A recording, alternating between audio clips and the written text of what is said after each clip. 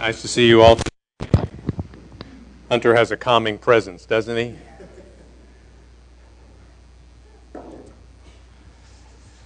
Well, are you ready to go to work? I am certainly not going to be the only one that works this morning. Just because I'm up here preaching doesn't mean you can sit back and relax. You need to do some work along with me. You need to concentrate. You need to understand. You need to hear what God is speaking to you. So I've said before that we each have a job. My job is to preach, and your job is to listen, and you can't finish your job before I finish mine. You know, we're supposed to finish at about the same time. So stay with me. I think that there are times when we are a little too casual with God. We reduce Him to our terms and our understanding and lose sight of His all-powerful and infinite nature. We just get a little buddy-buddy. We say the phrase, Creator of the universe, as if we have any idea what this means. We make decisions for ourselves as to the existence of God and what it is that He does or doesn't do, and then we live our lives based on those decisions.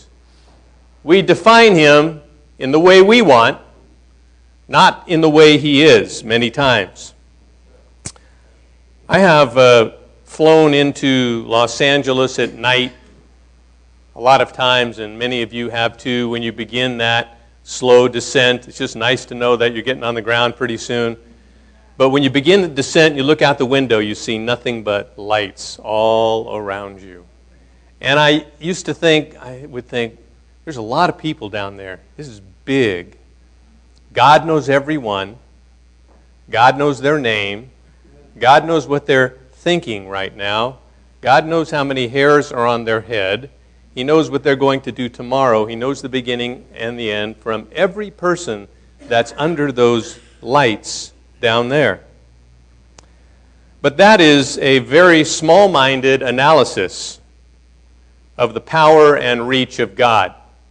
Flying over Los Angeles, when you think of the expanse of the universe, God understanding what's going on in Los Angeles isn't that big of a deal. Let's make our thinking a little bit bigger today. Let's think about our solar system. That's pretty big, right?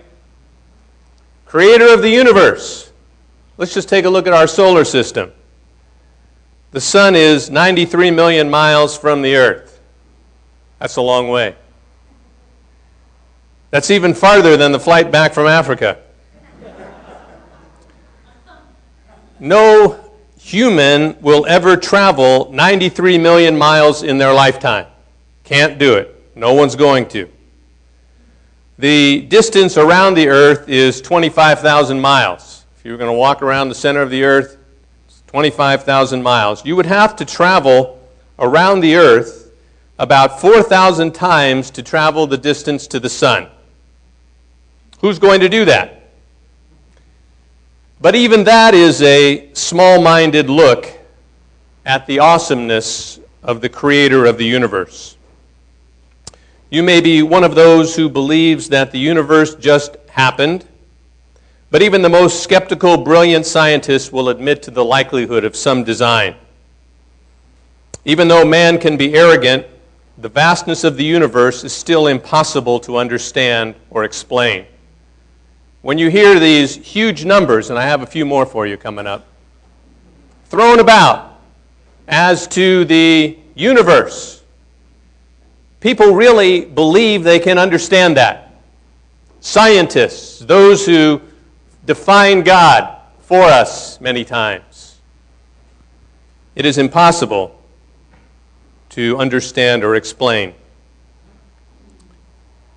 Genesis chapter 1, verse 1 says, in the beginning, God created the heavens and the earth. Well, either we believe that or we don't. Whether we believe that somehow this vast expanse that is around us just happened, or whether it had a design, whether it had someone, some being who put it together. The other day, someone was commenting on how beautiful it was outside, and they said, or overheard them say to somebody, he said, "It's hard to be an atheist on a day like today." And I thought, what an interesting comment. It's hard to be an atheist when you think of the heavens, when you think of the expanse that is above us. It's hard to believe that this just kind of happened. The Earth and the solar system are part of the Milky Way galaxy. Most of you don't know that it was almost called Snickers.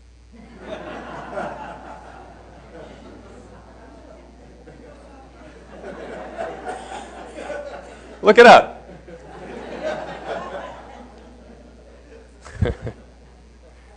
But it's called Milky Way because it's on the front of your bulletin. I always like to put something on the front of your bulletin that you'll at least think about.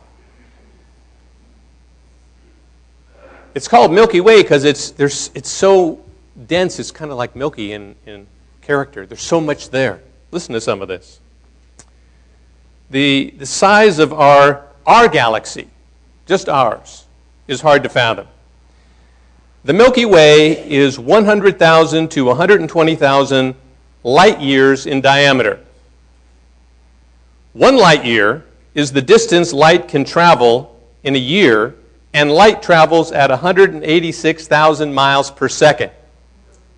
So our galaxy, just ours, that we live in, its diameter is around 100 to 120,000 light years, and each light year, you would measure it by multiplying 186,000 miles per second, getting that to a day to a year, and then multiply that by 120,000, and you get to the diameter of just our galaxy. God created the heavens and the earth.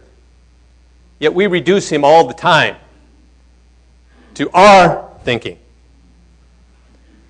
In a year, light travels about 5,865,696,000,000 miles in 1 year. Does anybody know how much 5,865,690,000,000 miles is? Now, multiply this by 100,000, and that is the diameter of our galaxy. I don't even know how to multiply 5 trillion by 100,000. But that's a lot of frequent flyer miles. The Milky Way contains somewhere between 200 and 400 billion stars.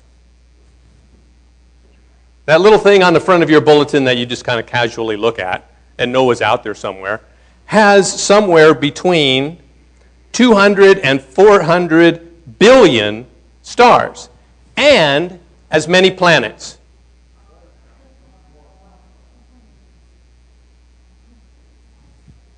Starting to get a headache. The Milky Way rotates once every 15 to 50 million years. How do they even know that? I mean, who's watched it? But think about that. Think of how far away it is. Think of what the diameter is like. Think of how many stars and how many planets there are, and think of the whole galaxy just turning in that way. It is estimated to be 13.2 billion years old. Our solar system is in the galaxy. It takes our solar system 250 million years to complete one orbit around the galaxy. And it takes the solar system 1,400 years to travel a distance of 1 light year. Get the picture? Now, on the front of your bulletin, there's a little arrow. And the arrow points to our solar system, I'm told by Isaiah, who put it together for me. And that's where we live. As part of that expanse. Flying into Los Angeles and looking at a few lights ain't that big a deal. Your circle of friends and your understanding of who God is isn't that big a deal. But if we want to expand our thinking even more, let's get beyond the Milky Way. The most current estimates guess that there are 100 to 200 billion galaxies in the universe, each of which has hundreds of billions of stars, or a galaxy for every star in the Milky Way. Look at the front, see all the stars in there, all the planets, how many? 100 billion, 200 billion, and there are that many galaxies in the universe. God, creator of heaven and earth. He created the expanse of the universe.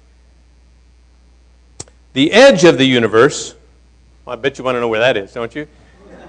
You thought it was your front door. The edge of the universe is estimated to be 15 billion light years away. But nobody will ever know. 15 billion light years away with light traveling at 186,000 miles per second. Someone please take out your phone calculator and multiply 5,865,696,000,000 times 15 billion and give us the distance to the edge of the universe and then tell us what lies beyond that, give or take.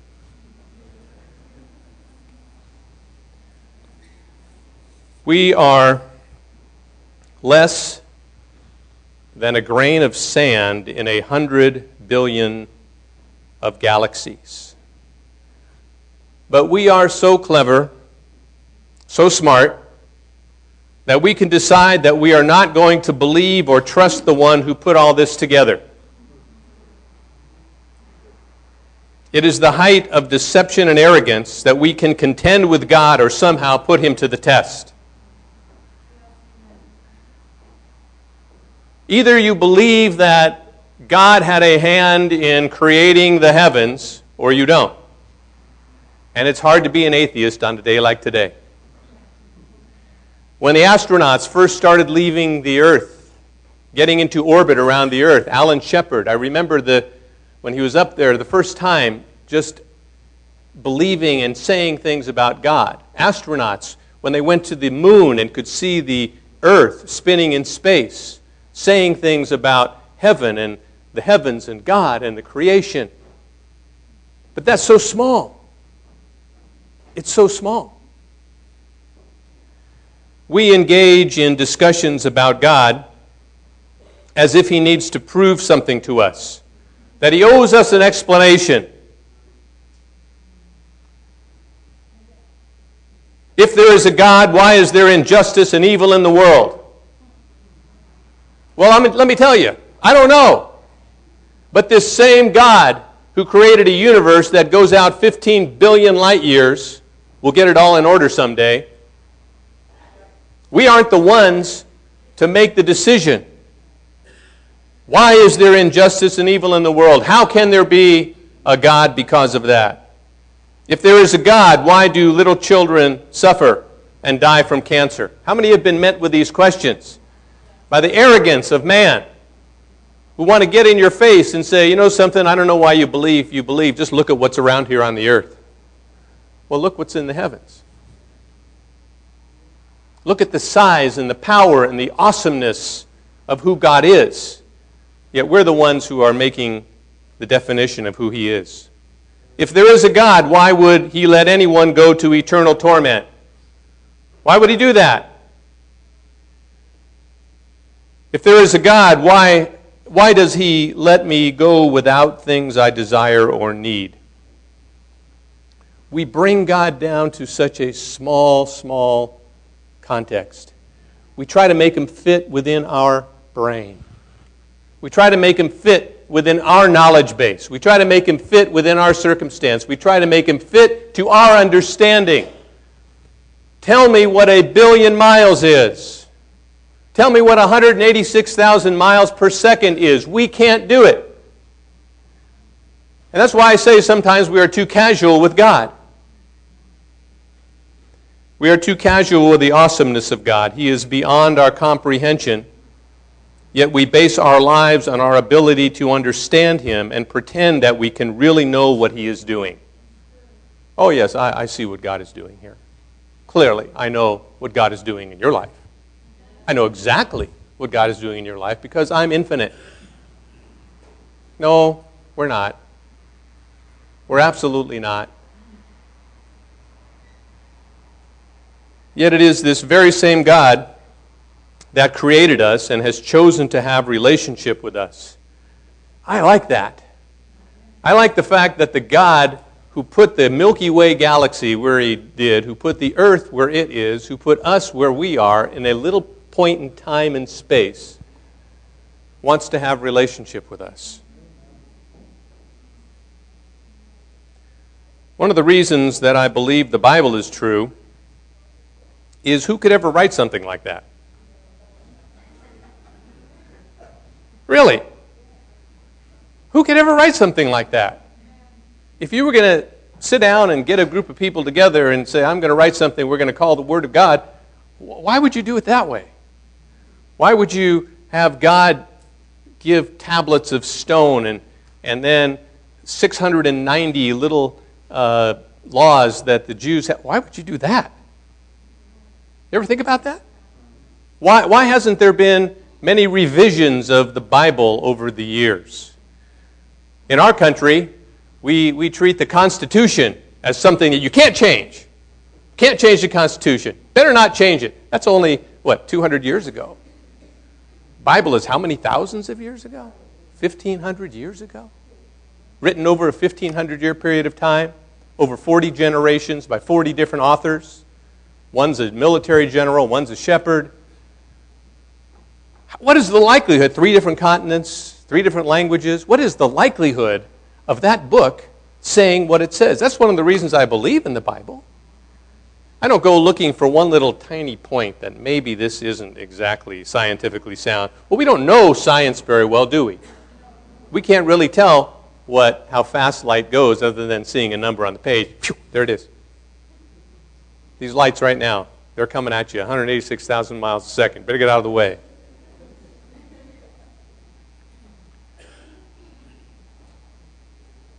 Let's look at James chapter 4, verse 13 and 14.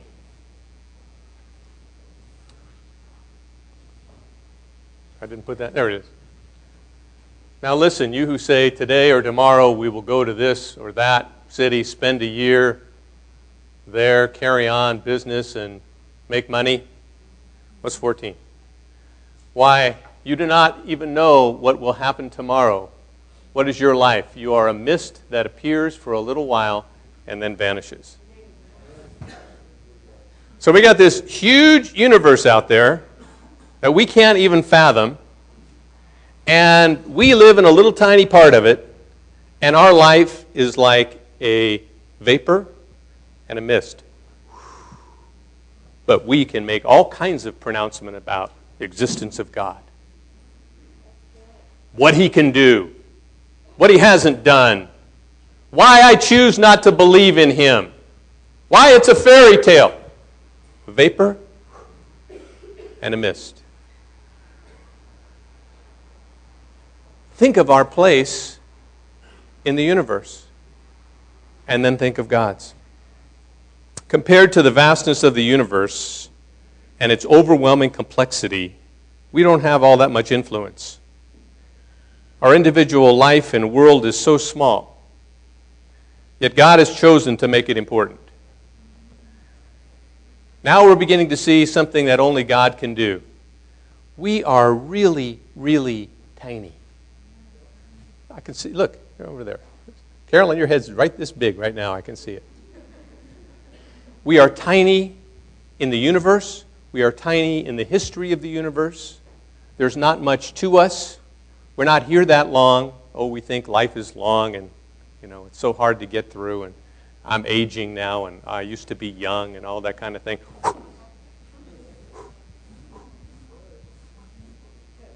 But this little vapor and mist is going to be able to decide the existence of God. Come on.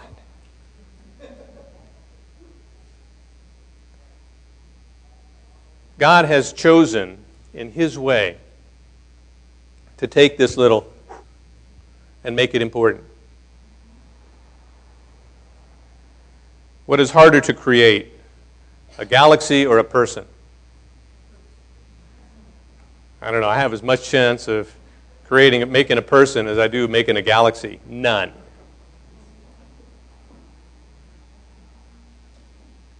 In fact, each of you are probably as complicated as a galaxy or as making a galaxy. And think of how you started. We didn't know what we were doing. We were just having babies. But that spark of life that God creates, that God brings about, and cells multiplying and developing, and then you develop a brain and kidneys and liver, and how does all that happen? How does it know to happen? Why isn't your liver in your brain? Well, maybe for some of you. Stay with me. This is going somewhere. Life comes down to faith.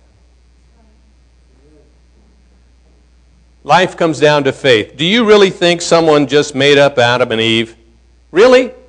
Let's just make up two people. We're going to say this is how it began. Who would make that up? That the beginning of faith in God is based on a fairy tale? Do you believe that?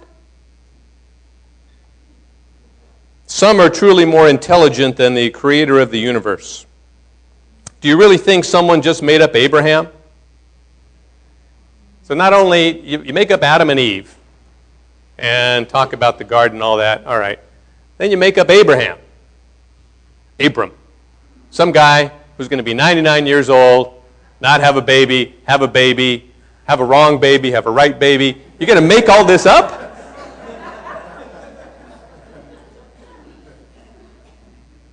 Really? Abraham is the father of faith, and all he had to do was believe. That's all he was asked. That's all we're asked. Just believe. You figure out the universe, more power to you. But until you can do that, just believe. Genesis chapter 15, verse 5 through 6. This is what God did. It says, He took him outside and said, talking to Abraham, look up at the heavens. Interesting, that's what he used as an illustration. Count the stars. Right, if indeed you can count them. God's playing with Abraham a little bit here. Then he said to him, so shall your offspring be. Abraham believed the Lord, and He credited to him as righteousness. Righteousness begins with the simple thing, belief in the Lord. So you really think that somebody, a group, a committee, sat down and said, let's make up a few things that people will be studying for thousands of years and that billions of people will base their life on. Let's make it up. Let's make up Adam and Eve. Let's talk about a serpent and a tree. That's kind of cool. Let's make that up. And then, we'll have a period of, floods and Noah and Enoch and all that other stuff. Then let's have God pick somebody named Abram. And let God take him outside and say, look at the heavens. I'm going to make your descendants this many. Let's just do that. Sure. If for no other reason, it would be impossible for a group to write this book. That's a main reason I believe it. Who could do it? Who would do it? Abraham believed the Lord, and He credited to him as righteousness. You want to believe the Lord? It's interesting how God used the stars and in the heavens to mark this critical time. The only way to have righteousness is to believe. That's it. No one has it, and no one can earn it. You can't make yourself righteous. You can be self-righteous, but you can't make yourself righteous. The only way you can be righteous is to believe. That's all you have to do, because you can't do much more than that. Make a galaxy, make a person, build a tree. Take a pick. Which do you want to do? Write the Bible. There's smart people here.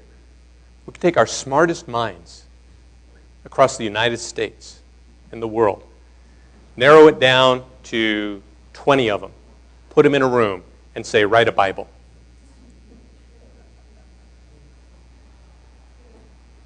Wonder what that would look like.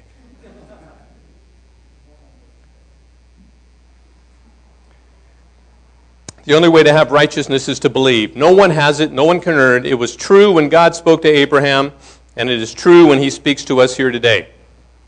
Hebrews chapter 11, verse 6 says, and without faith, life comes down to faith. Without faith, it is impossible to please God, because anyone who comes to him must believe that he exists and that he rewards those who earnestly seek him. That's all you have to do. You don't have to understand the universe. You have to believe that he exists and that he rewards those who earnestly seek him. What's so hard about that? What's so controversial about that? Why do people hate this so much?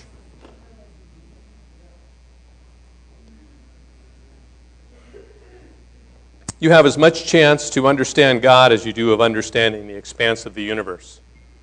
Yet people will say, I just don't believe. Why not? Because I don't know. There's evil in the world. I just don't believe. Some of my relatives are not believing like I am. God wouldn't do that to me.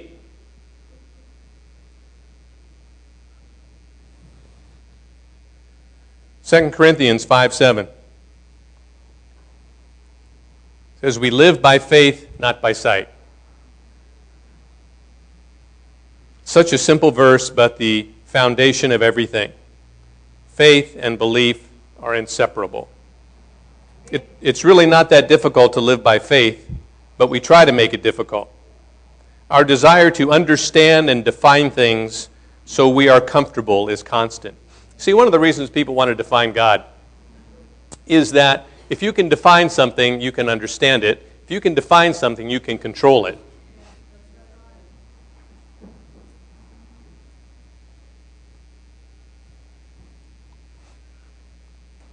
Whatever we can understand, we think we have a better chance of controlling. But what really motivated this message was the way the Creator of the universe has chosen to show us who He is. I began to think about that. This God who created this incredible universe, unless I just simply say, oh, it just happened. Billions of years, gases, explosions, just happened.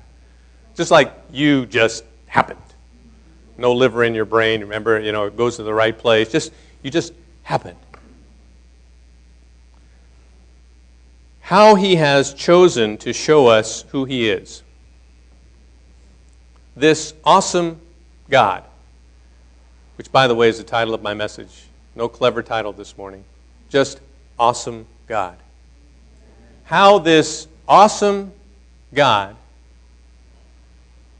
created all of this, yet how He chose to have relationship with us. We will never travel to the countless galaxies. We will not be able to understand 186,000 miles per second. But God, who put it all together, has done something remarkable. He became flesh and walked among us for a few short years in an obscure place and in a way that everyone can understand. Would you have done it that way? If you could somehow make the Milky Way and you wanted to show yourself to people that you created in that little tiny earth, in that great big galaxy, would you become flesh, walk among a small group of people for a few short years in an obscure place and do it in a way that everybody could understand? No, there's only one who would do that.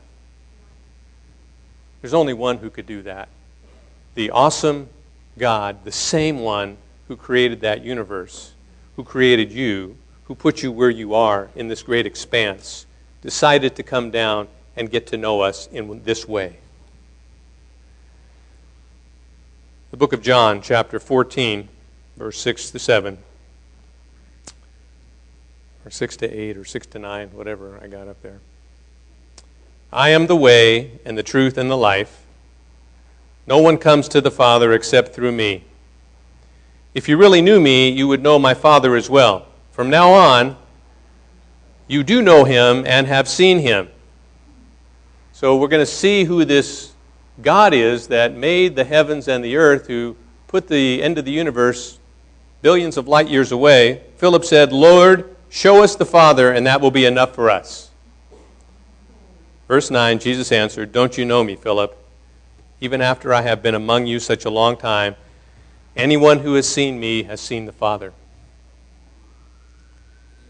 To me, that spoke so much that if we see this Jesus, this servant, this Messiah, we have seen the very same who made the heavens and the earth. But God God came here in a way that we could understand. We could identify with a personal Savior that way.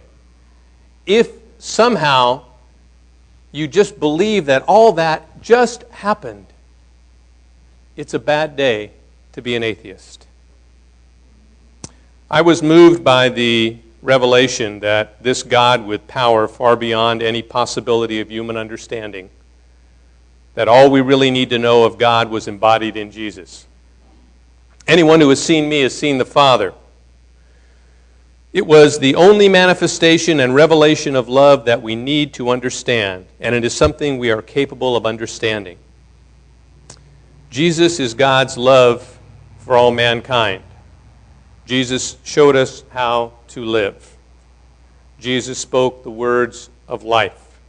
Jesus lived a simple life. Jesus overcame the curse of death that began with Adam. Jesus became the sacrifice in the place of Isaac. Jesus became the Passover lamb. And Jesus sent the Comforter. He did it all in a very short period of time, in a very obscure place, with real people, and it was written down. If we can see him in faith, we see God himself. Aren't you glad you don't have to understand the whole universe to understand God? That really, if you believe, put your faith in the Messiah, you'll see and know the Father, the very one who created all of this, the awesome God. James 3:13. Who is wise and understanding among you? Let him show it by his good life, by deeds done in the humility that comes from wisdom. Let's live a good life. Let's do good deeds in humility.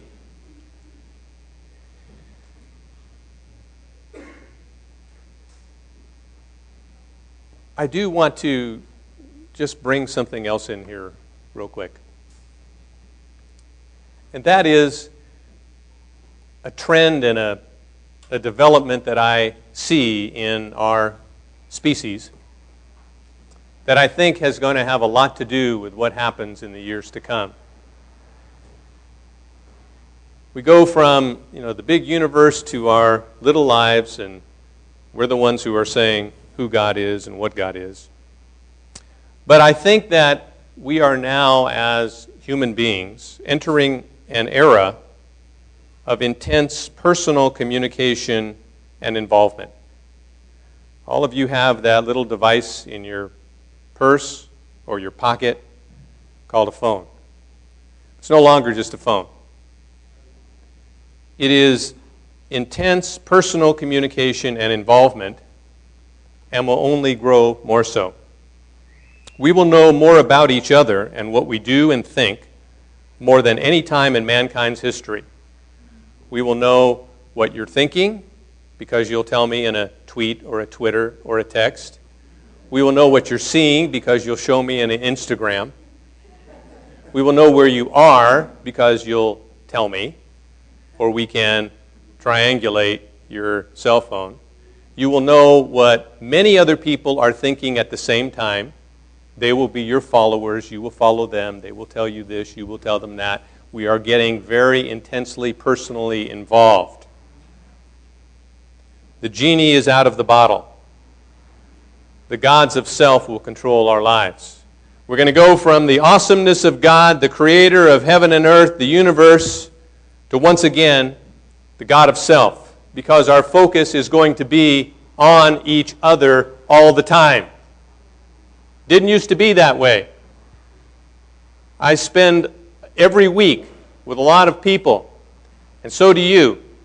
And I have told them all that we're developing a generation of cervical problems or neck problems. And what that is because our heads are always down, always looking at our devices, always. People walk across the street like this. People stand in Starbucks like this. People go in line anywhere like this. Every few seconds, you're down like that. We're far enough along, I think, that our spines aren't going to evolve into this. But I think in some generations that are going to come, they're like this. I was at a tournament with Kate some weeks ago, and there was a brother that was brought along. He didn't want to be there. He had his device. He had his legs bent under him. He had his earphones in. His head was down like this, and he was just a ball for hours. That's going to happen. But also what is going to happen is we are going to be so involved with each other and what everybody is thinking that the God of self is going to make another great comeback. We are going to be thinking about ourselves, each other, one another, and following. Facebook, email, texting, Twitter, was it LinkedIn? LinkedIn. I always had trouble when that one came up. LinkedIn, and on it will go. Right now it is fun and enjoyable, and I'm not coming against it, but I've been wondering where it is all leading. Something is changing. It's going to be different. To prevent the curvature of the neck, it will be glasses that will have the screen inside, and you can see all of your, or beyond that, a little contact lens. Something, or maybe a little chip. Genie's out of the bottle, folks. It's going to happen.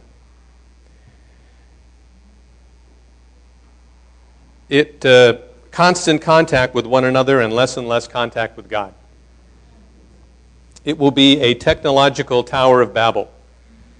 And perhaps God will confuse us once again so that we will again seek Him. Also, something else I thought was kind of interesting. Maybe you will too. What was it that Adam and Eve had trouble with? The apple.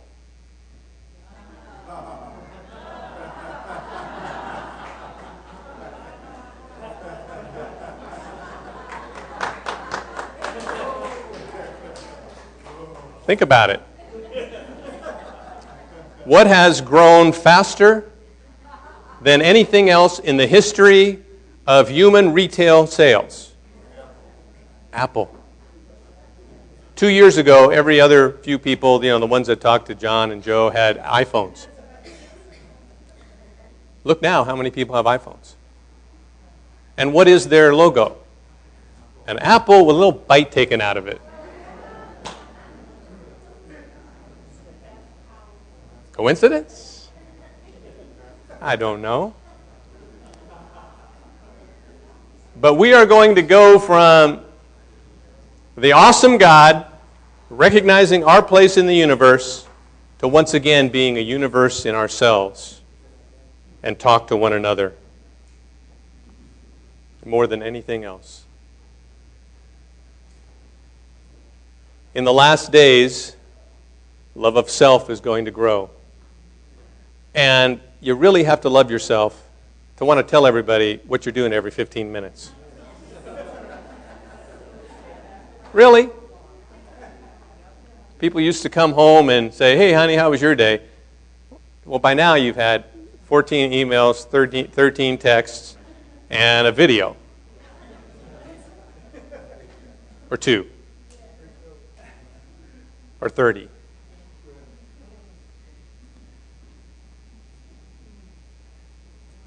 Romans chapter 3, verse 21 to 24. But now a righteousness from God, apart from law, has been made known, to which the law and the prophets testify. The righteousness from God comes through faith in Jesus Christ to all who believe. There is no difference, for all have sinned and fall short of the glory of God, and are justified freely by His grace through the redemption that came through Christ Jesus. It is an awesome God who can create the heavens and the earth, who can make our earth habitable, who can make us, who can author a book like this, who can provide a way for redemption, and a way that we can understand Him in the person of the Messiah. That is an awesome God. I can't do that. You can't do that. No group of the smartest people in this world from ages to ages in the future will ever be able to do that. And we should not be those who stand and fold our arms and say, prove it to me, God. Until you do this, I'm not believing. All we have to do is believe. All we have to do is believe. And then put our faith in the one who rewards us for diligently seeking Him. We need to get refocused off of self and onto the awesome God. Let's bow our heads and pray.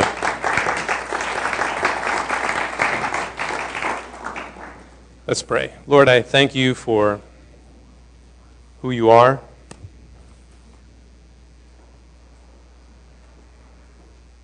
Thank you for the revelation of what you've done through that one Messiah who came and overcame sin and death and the grave. God, I pray you would speak to each one of us. Give us a glimpse of your awesome power. Give us a glimpse of how great you are. God, let us look up to the heavens and see you. Let us be as Abraham. God, that we look and we cannot even see the expanse or have any way of understanding it, but you put it together. God, I thank you that you have brought us to this place, even though we are a vapor and a mist. We don't have much time on this fleeting globe that's spinning around at a very small dot in the universe. But God, somehow you decided to make us important to you. And maybe we'll understand that one day, maybe we won't. But I choose to believe that those who put their faith and trust in you will know you. And that, God, you do reward us. And there's nothing we can bring in and of ourselves to you, who's made all of this in your image, in your hand. But God, we just humbly bring ourselves to you. There's always two kinds of people here on a Sunday morning, those who need a relationship with you and those who need a different and a deeper one with you. God, I pray you'd speak to each one of us here today in your infinite way, how you can speak to all of us at one time personally. God, I pray you'd be doing that right now, even as we come and have this time. If there's anyone here today want to put your faith and belief in the Messiah who came for you, never done that before, just raise your hand, look at me, I'll pray with you. Anyone at all? There's others here today. Yourself and your life has become so important that you can't even see the awesomeness of God anymore. You feel you've defined Him.